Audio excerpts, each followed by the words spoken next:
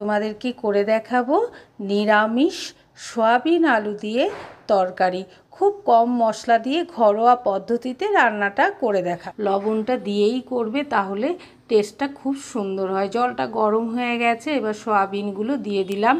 তারপর হালকা করে একটু নেড়ে দিতে হবে খুন্তিতে করে।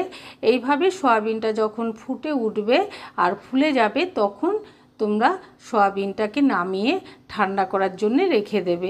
গ্যাসে একটা কুকার বসিয়ে দিলাম, নিয়ে আলুগুলো কেটে নিয়েছি। এইভাবে জল দিয়ে খুব ভালো করে ধুয়ে জলে চুবিয়ে রেখে দিয়েছি। জল সমেতই আলুগুলো কুকারের ভেতর দিয়ে দেবো।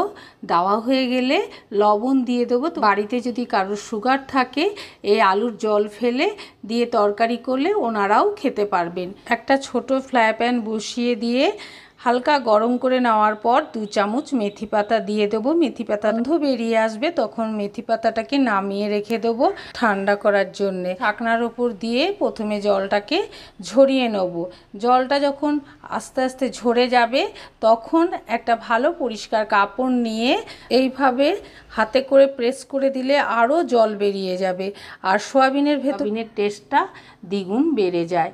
এবার সয়াবিনটা একটা বাটিতে ঢেলে নিচ্ছি। বাটিতে ঢালা হয়ে গেলে কাশ্মীরি লঙ্কার গুঁড়ো দেবো 1 চামচ, আর জিরে গুঁড়ো দেবো 1/2 চামচ, ধনে গুঁড়ো দেবো 1/2 চামচ। এই মশলাগুলো দেওয়া হয়ে গেলে দই দিয়ে দেবো 4 চামচ মতন। আর তোমাদের যদি এই রেসিপিটা ভালো লাগে, তাহলে সাবস্ক্রাইব করে নোটিফিকেশানটা অন করে রাখবে। যখনই কোনো ভিডিও ফেলা হবে, সবার আগে তোমাদের কাছে নোটিফিকেশানটা পৌঁছে যাবে। দই 4 চামচ দেওয়া হয়ে গেলে সয়াবিনগুলোকে খুব ভালো করে মশলা আর দই দিয়ে মাখিয়ে নিতে হবে। মাখানো হয়ে গেলে 1 ঘন্টার জন্য ম্যারিনেট করে রেখে দেবো। সয়াবিনটাকে ম্যারিনেট করে রেখে দিলাম, ঠান্ডা হয়ে গেছে। এবার কুকার থেকে আলুগুলো ছাকনার ওপর দিয়ে জলটাকে ছড়িয়ে নেব। আলুটা জল ঝরতে দিয়ে দিলাম, আর কড়াইটা গরম বসিয়ে দিয়েছি। হালকা যখন গরম হয়ে যাবে, তেজপাতা ছিঁড়ে 2 টুকরো দিয়ে দেবো, আর একটা শুকনো লঙ্কা ভেঙে 2 টুকরো করে নেবো, আর গোটা জিরে দেবো 1 চামচ। নিয়ে জিরেটাকে খুব ভালো করে ভেজে নিতে হবে। ভাজতে ভাজতে যখন জিরের গন্ধ বেরিয়ে যাবে আর মশলাটা খুব ভালো করে ভাজা হয়ে যাবে, তখন এর ভেতর জল দিয়ে দেবো। তোমাদের আমি আগেই বলেছিলাম আজকে তোমাদের তেল ছাড়া নিরামিষ সয়াবিন আলুর তরকারি করে দেখাবো। জলটা দিয়ে দিলাম। জলটা দিয়ে একটু ফুটিয়ে নিতে হবে।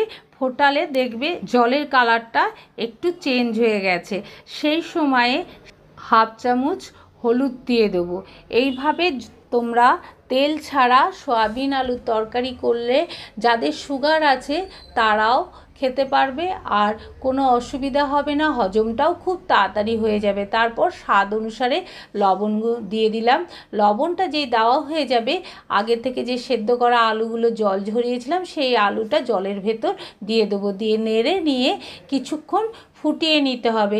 এইভাবে ফোটাতে ফোটাতে যখন দেখবে ঝোলের কালারটা একদম চেঞ্জ হয়ে গেছে, তখন এর ভেতর আদা কাঁচা লঙ্কার পেস্ট দিয়ে দেবো। দিয়ে আদা আর কাঁচা লঙ্কাটা দেওয়া হয়ে গেলে ভালো করে নেড়ে নিতে হবে। মেশানোর পর 5 মিনিট মতন ফুটিয়ে নেব। ফোটানোর পর দেখবে যখন আদার গন্ধ পুরোপুরি চলে গেছে, সেই সময়ে আগে থেকে ম্যারিনেট করে রাখা সয়াবিনটা কড়াইয়ের ভেতর ঢেলে দিতে হবে। ঢেলে দেওয়া হয়ে গেলে আবার নেড়ে নিতে হবে। নিয়ে সয়াবিনটাকে আলুর সঙ্গে খুব ভালো করে মিশিয়ে নিতে হবে। তোমাদের কাছে আমার একটা অনুরোধ রইল, তোমরা অবশ্যই একবার আমার চ্যানেলটা ঘুরে দেখে এসো। ওখানে অনেক নিরামিষ রান্না ভালো ভালো আছে, তেল ছাড়াও রান্না আছে। একবার তোমরা ঘুরে দেখে এসো। আর ঘুরে দেখার পর যদি তোমাদের ভালো লাগে, তাহলে লাইক করে সবার কাছে শেয়ার করে দিও। সয়াবিনটাকে ভালো করে আলুর সঙ্গে মিশিয়ে নিলাম। মেশানো যেই হয়ে যাবে, তখন এর ভেতর বাটিটা ধুয়ে একটু জল দিয়ে দেবো।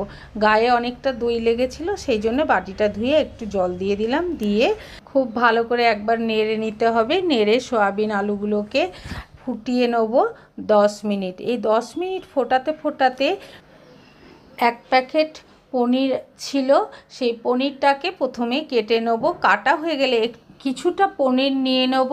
পনিরটা নিয়ে এইভাবে গ্রেটারের সাহায্যে গ্রেট পনিরটাকে খুব ভালো করে গ্রেট করে নেব। আর এইভাবে যদি গ্রেট করা পনির দিয়ে তোমরা নিরামিষ সয়াবিন আলুর তরকারি করো তাহলে খেতে সত্যিই খুব সুন্দর লাগবে। গরম গরম রুটি বা পরোটার সঙ্গে এই তরকারিটা যদি খাও খেতে এতটাই সুন্দর হবে, তোমরা যদি না করো তাহলে বুঝতে পারবে না। সেই জন্য তোমাদেরকে অবশ্যই বাড়িতে একবার করতে হবে, আর করে অবশ্যই আমাকে কমেন্ট করে জানাবে। আর তোমরা কেউ এইভাবে আগে পনির দিয়ে তরকারি করেছো কিনা, সয়াবিন আলুর তরকারি, সেটাও আমাকে কমেন্ট করে জানাবে।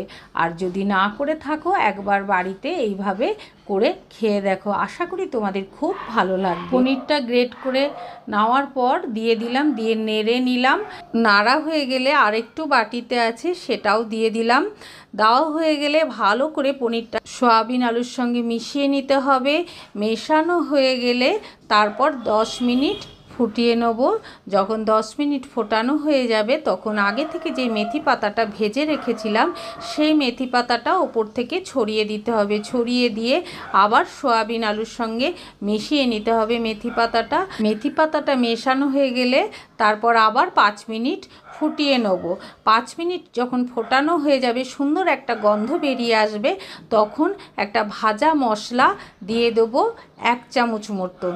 এই 1 চামচ যদি তোমরা ভাজা মশলাটা দাও তাহলে নিরামিষ সয়াবিন আলুর তরকারিটা খেতে এতটাই সুন্দর লাগবে, সেটা না করলে বোঝা যাবে না। যাই হোক, মশলাটা দেওয়া হয়ে গেলে নেড়ে নিলাম। নেড়ে নিয়ে আবার 5 মিনিট ফুটিয়ে নেব। 5 মিনিট ফোটানোর পর নিরামিষ রান্নাতে একটু মিষ্টি দিলে ভালো লাগে। এখানে কিন্তু আমি চিনি ইউজ করব না, চিনির বদলে এখানে মধু দিয়ে দেবো 2 চামচ। তোমরা ইচ্ছা করলে এই মধুর পরিমাণটা বাড়িয়েও দিতে পারো, যেহেতু টক দই দেওয়া হয়েছে সেই জন্য একটু মিষ্টি দিলে ভালো হয়। মধুটা এই জন্যেই দিলাম, যাদের সুগার আছে ওনারাও এই সবজিটা খেতে পারবে। আর তোমাদেরকে আগেই বলি, এই ঘিটা আমি বাড়িতে তৈরি করেছি, এর গন্ধ খুব সুন্দর। ফ্রিজে রেখে দিয়েছিলাম, আবার বাইরেও রাখা যায়। তা তোমরা যদি এই ঘিয়ের রেসিপিটা দেখতে চাও অবশ্যই আমার চ্যানেলে গিয়ে একবার দেখে নিও রেসিপিটা। এবার ঘি দিয়ে দিলাম 1 চামচ। আর জানো তো বাড়ির ঘিয়ের টেস্ট খুব সুন্দর হয়, আর সেই ঘিটাই দিলাম, তাহলে বুঝতে পারছো তরকারিটা কতটা সুন্দর খেতে হবে। মোটামুটি রান্না রেডি হয়ে গেছে। এবার ঘি দেওয়ার পর একটু ফুটিয়ে নিলাম, নিয়ে এইভাবে গালা করে একটা ডিশে নামিয়ে নিলাম।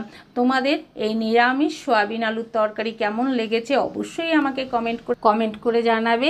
আর কমেন্ট করলে অনেক উৎসাহ বেড়ে যায়, আনন্দও লাগে। তোমরা সবাই ভালো থাকবে, সুস্থ থাকবে, সাবধানে থাকবে। পরে আবার তোমাদের সঙ্গে নতুন একটা রেসিপি নিয়ে দেখা হবে।